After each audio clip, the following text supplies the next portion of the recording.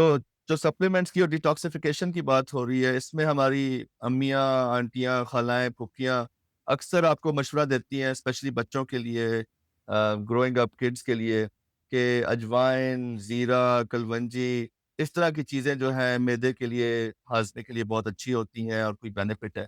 इसके पीछे I know there is anecdotal evidence लेकिन कोई आपके एक्सपीरियंस में you have seen any benefit कि इन चीज़ों के इस्तेमाल से लोग बेहतर फ़ील करते हैं? इवन इफ इट इज़ सिम्प्टोमैटिकली क्योंकि इनका नुकसान तो मेरे ख़्याल में एज़ सच कोई साबित नहीं कर सका अभी तक। तो आपने नोट किया कि आपके कुछ नहीं मरीज़ कुछ टोटकों से फ़ायदा उठाते हैं? देखिए, इसमें प्लेसिबो इफ़ेक्ट भी है। इसमें जिसका मतलब है अच्छा, इत्तेकाद होगा किसी चीज़ पे।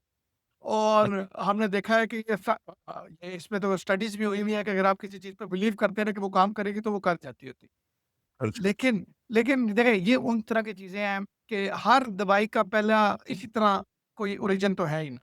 सो आई डोंट थिंक कि इसमें बहुत ज़्यादा कोई बुराई है।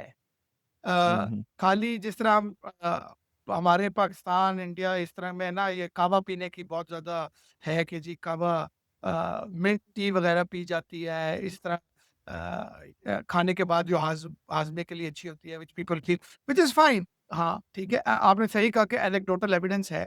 आगे इसका ज़्यादा एविडेंस आ जाता है कि नहीं, दैट इज़ अनदर थिंग, क्योंकि जिस तरह मेडिटेरेनियन डाइट की हम बात करें तो मेडिटेरेनियन डाइट का एविडेंस आता है कुछ फंक्शनल बाउल डिसऑर्डर्स में कि जी उन लोगों को फ़र्क पड़ता है।